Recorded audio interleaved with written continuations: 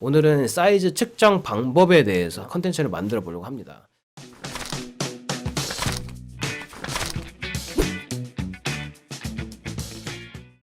자, 안녕하세요. 오늘은 조금 여러분들에게 새로운 컨텐츠를 한번 해보려고 합니다. 여러분들이 당연히 알고 있다고 생각하는 것, 그 다음에 아니면 어려서 아니면은 뭐 옷에 대해서 관심이 없어서 이제 막 옷에 대해서 관심이 생겼는데 어디에서나 알려줄 데가 없는 것들을 제가 모아서 바이블 형태를 만들려고 해요. 그래서 뭐 예를 들면 뭐 M 사이즈가 95가 맞나요? 이것도 헷갈릴 수 있는 거잖아요. 이런 걸 좀 잡아주면서 1장 1화, 1장 2화 하면서 여러분들이 제 거를 1장부터 1화부터 쓱 보면은 그래도 재밌게 여러분들이 아 이런 거구나 하고 인지하고 넘어갈 수 있는 컨텐츠를 하려고 합니다.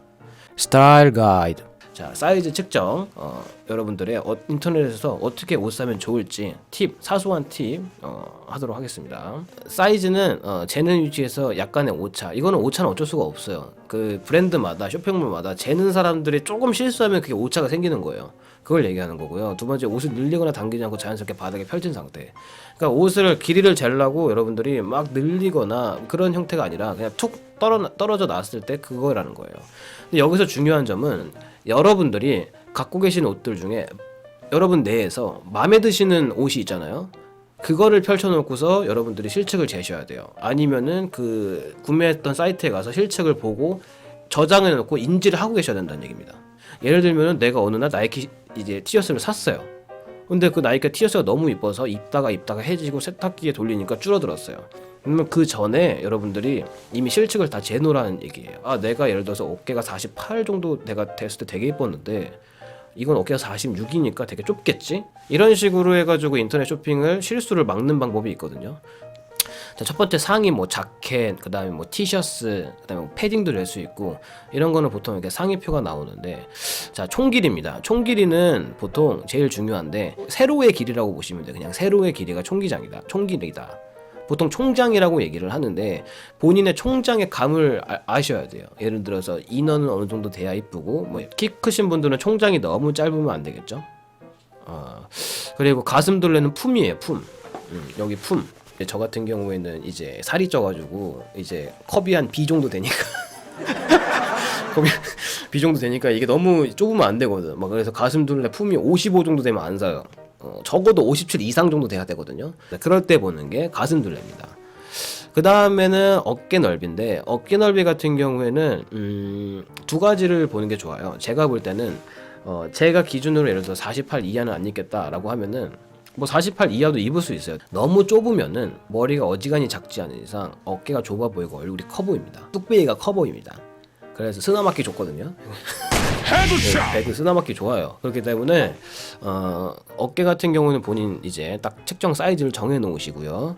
그 다음에 어깨가 만약에 예를 들어 48 정도가 내 기준으로 해서 그 이하는 내가 구매하고 싶지 않은데 내가 이 맨투맨을 사려고 하는데 어깨가 57이다. 아니 이게 뭐야? 그런 경우는 보통 많이 나오는 게 오버핏으로 나와요. 그러니까 오버핏은 또 나중에 설명할 텐데 어깨선이 되게 밑으로 내려가가지고 봉제 부분이 밑으로 떨어져 있는 게 오버핏이에요. 그렇기 때문에 그거 참고해서 여러분들 구매하시길 바라고. 팔 길이는 그냥 아시겠죠? 그냥 여기서부터 여기 팔 길이를 재는 겁니다. 이런 것도 숙지하고 계시면 좋아요. 이거 같은 경우에는 이제 레글런이 뭐냐면은 어깨선을 타고 들어와서 목 여기 봉제까지 들어오는 거 있죠. 여기 사진 보면 그냥 한 번에 이해하실 거예요. 나그랑 티셔츠 하면 아시죠? 나그랑 티셔츠. 그 나그랑 티셔츠 같은 경우에는 어깨가 따로 실측이 나오지 않습니다. 나시 같은 경우에도 아몰 넓이는 쓰는 것도 있는데 대부분 잘 안 쓰더라고. 대부분 안 쓰고 어깨랑 가슴 총장만 써놓고, 원피스 같은 경우에는 보통은 여기 티셔츠 할 때 밑단은 별로 신경 안 써요. 근데 원피스의 경우 같은 경우에는 뭐 어깨도 중요하고 가슴 둘레 중요하죠. 굉장히 중요합니다. 밑단 둘레가 생각보다 중요해요. 원피스는. 그래서 여성분들 같은 경우에는 원피스를 구매하실 때 밑단 둘레에 따라서 좀 핏이 좀 많이 바뀌어서, 그래서 원피스를 많이 보는 거는 총장, 그 다음에는 밑단 둘레를 되게 많이 보시더라고요. 스타일 가이드.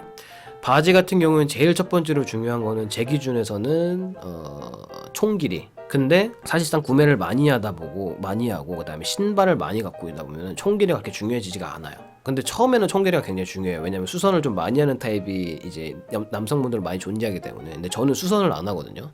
왜냐면 그 길이에 따른 신발을 신으면 되기 때문에 총 길이보다는 전체적인 걸 봐야 되는데 일단은 미디 길이가 길면 길수록 여기서 여기 제일 상단부부터 여기 가랭이 사이 여기 레드페퍼 좀 끝까지 길이가 긴 거예요. 이게 너무 예를 들어서 길게 되면은 되게 헐랭이 바지 그런 느낌도 나고 그 다음에 힙 쪽도 되게 툭 떨어져가지고 여러분들이 원하는 핏이 안 나올 수도 있고, 그 다음에 허벅지 둘레 굉장히 중요합니다. 허벅지 둘레.